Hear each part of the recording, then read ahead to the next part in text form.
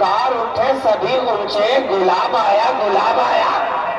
ارے یہ گلاب ہے، گلاب ہے، جس طرح دنیاوی گلشن کے اندر پھول تو بہت سارے ہیں، چمپا بھی اسی میں، جوہی بھی اسی میں، چمیلی بھی اسی میں، نسرین بھی اسی میں، نسترن بھی اسی میں، گلشبو بھی اسی میں، رات کی رانی بھی اسی میں، ارچنا بھی اسی میں، بیلال بھی اسی میں، چھوئی موئی بھی اسی میں، گیندا بھی اسی میں۔ یہ سارے پھول ہیں گلشن کے اندر، مگر کہو گلاب کا کوئی جواب ہوا کیا؟ جواب ہوگا نہیں جناب۔ ارے پھول بہت سارے ہیں مگر گلاب کا کوئی جواب نہیں ہے۔ تو یہی تو میں کہنا چاہتا ہوں کہ جس طرح نبوت کے گلشن میں پھول تو بہت سارے ہیں مگر مصطفیٰ کا کوئی جواب نہیں ہے، اس لیے کہ آپ کی ذات ہے گلاب، مثل مانند گلاب، اور آپ کے جتنے شہزادے آئے تو گلاب کے گھر میں تو گلاب ہی آئے گا نا۔ ارے گلاب کے خاندان میں گلاب ہی ہوگا نا۔ ہو سکتا ہے رنگ تھوڑے مختلف ہوں مگر گلاب تو گلاب ہے۔ اس لیے یہ جتنے سلسلے دیکھ رہے ہیں سب کے رنگ تھوڑے الگ ہیں، جدا ہیں، مگر خوشبو ہر ایک کے اندر ایک ہی ہے، ایک ہی ہے۔ تبھی تو شاعر نے کہا شگفتہ گلشن زہرا کا ہر گلے پر ہے، کسی میں رنگ علی ہے، کسی میں بوئے رسول۔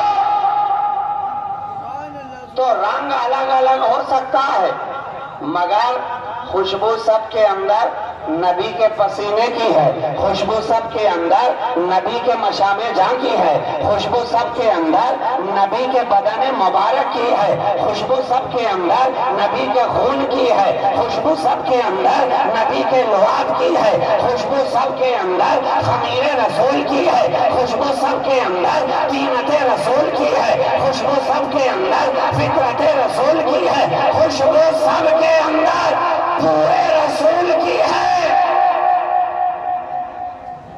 اور یہ بوئے رسول تو ایسی ہے کہ عرب کی دلہنیں اپنے پوشاک میں لگا لیں تو نہ صرف ان کی عروسانہ زندگی چمکے بلکہ ان کی نسل میں آنے والی اولاد بھی خوشبو سے مہکتی جائے۔ تو جسے فقط نبی کا پسینہ ملے، ارے جب اس کی نسل اتنی مہکتی ہے تو خود مصطفیٰ کا خاندان کتنا مہکتا ہوگا،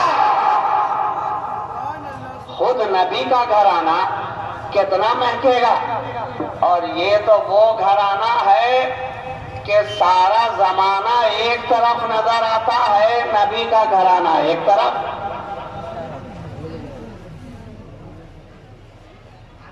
یہی وہ گھر ہے،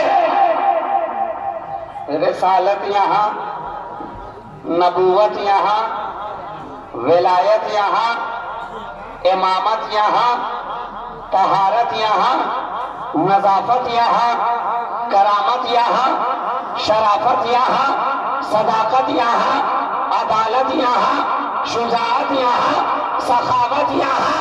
ارے یہ وہ گھرانہ ہے کہ خدا سے بخشوا لینا، اس کی عادت یہاں، عادت یہاں۔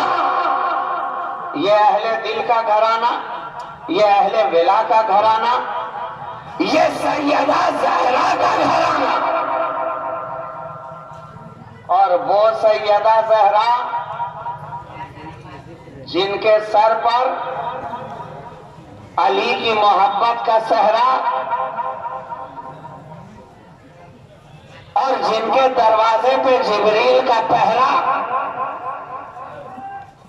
یہ ہے وہ سیدہ زہرا، سیدۃ نساء العالمین آپ، سیدۃ نساء اہل الجنہ آپ، رسول کی محبت آپ، رسول کے جسم کا ٹکڑا آپ، ارے وہ زہرا کہ جس کے سجدے کے سامنے رات چھوٹی پڑتی نظر آئے، اور آپ خود عرض کریں مولا تو نے یہ رات اتنی چھوٹی کیوں بنائی ہے کہ تیری کنیز فاطمہ کا ایک سجدہ بھی مکمل نہیں ہو پایا؟ یہ اس گھرانے کے لال ہیں۔ خاندان مصطفیٰ تم نے سمجھ کیا رکھا ہے؟ ارے جناب، آپ کہتے ہیں نا نسبت سے شے ممتاز ہوتی ہے، اور جتنی عظیم نسبت ہوتی ہے جو نسبت پالے وہ بھی اتنا ہی عظیم ہو جاتا۔ جتنی اعلیٰ نسبت ہوگی نسبت حاصل کرنے والا بھی اس کے طفیل اعلیٰ نظر آتا ہے۔ تو نسبت تو وہ شے ہے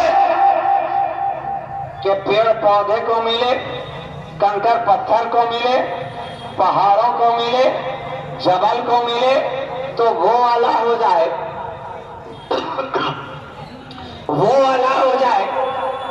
جبل احد ہے نا، یہ مولانا علامہ حضرات تشریف فرما ہے، ان سے